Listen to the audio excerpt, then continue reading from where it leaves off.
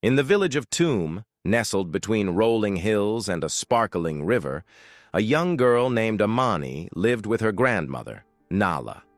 Amani loved to explore, her feet always wandering to places forbidden.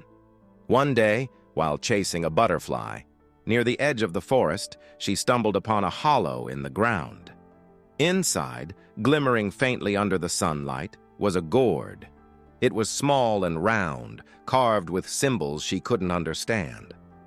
When Amani picked up the gourd, it felt warm in her hands, as though it were alive. She tilted it to her ear and gasped. A soft, whispering voice came from within. "Take me home, Amani," it said. Her heart raced, but curiosity won. She tucked the gourd under her arm and ran back to her hut. That night, as the crickets chirped, Amani examined the gourd in the dim light of their cooking fire. Her grandmother was asleep, her snores blending with the crackling embers.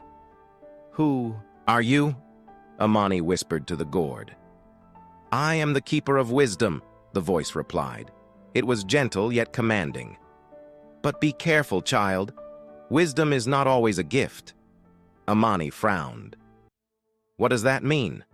The gourd fell silent. No matter how much she shook or tapped it, it refused to speak again. Frustrated, she hid it under her bed and drifted into uneasy dreams, filled with shadowy figures and voices calling her name. The next morning, Amani went to the river to fetch water. Along the way, she passed the village square, where the elders sat in a circle, speaking in hushed tones. Their faces were grim. "The crops are failing," one said, "and the chief's son has vanished." Amani's ears perked up. The chief's son, Jumo, was known to wander the forest. What if he had stumbled upon the gourd? Could it be connected? She hurried on, her thoughts swirling like a storm. When she returned home, the gourd sat in the middle of the room, though she had left it under her bed. Her grandmother scolded her. "Why is this here?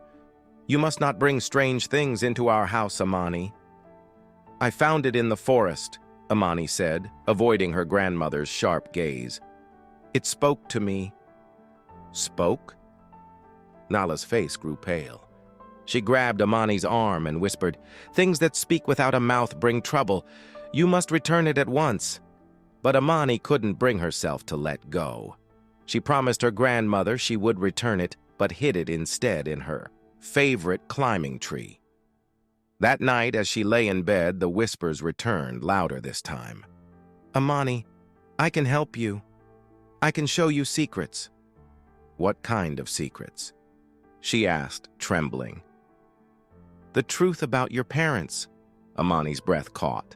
Her parents had disappeared when she was a baby, and no one ever told her what happened. "Tell me," she begged.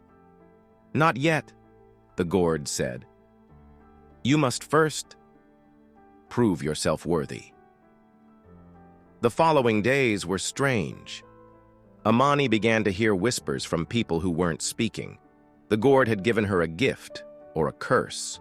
She could now hear the thoughts of others. It was overwhelming, and she quickly learned that not all thoughts were kind. One morning, while walking through the market, she heard the butcher, Kiro, thinking about stealing from his neighbor's stall. She also heard the herbalist, Sifa, silently cursing the chief for ignoring her warnings about the sick crops. Amani wanted to help, but the more she listened, the more she realized how many secrets the villagers kept. One evening, she heard her grandmother crying in the hut. Peeking around the corner, Amani was shocked to hear her thoughts.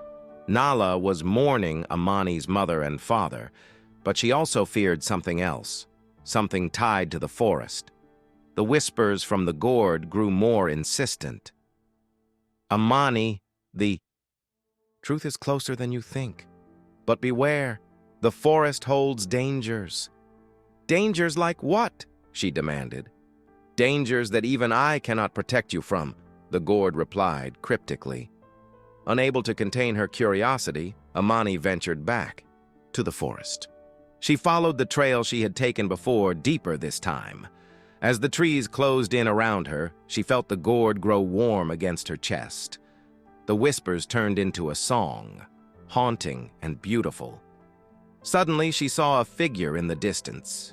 It was a man, tall and cloaked in shadow. "Who are you?" she called, clutching the gourd tightly. The man turned, and his eyes glowed like fireflies in the dark. "You carry something that does not belong to you," he said in a deep, booming voice. Back in the village, strange things began to happen.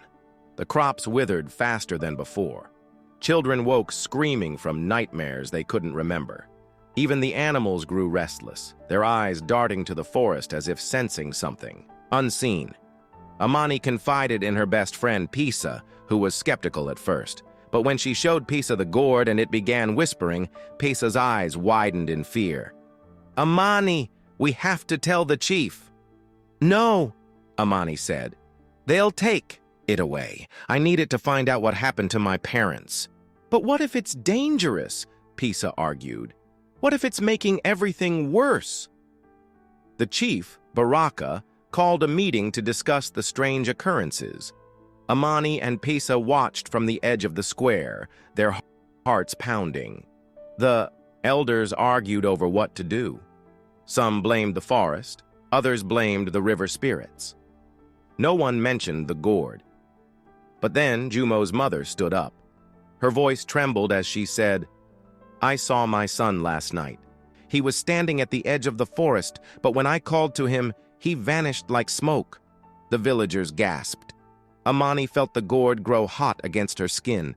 She knew she had to act, but how could she, a young girl, solve a mystery that terrified even the elders?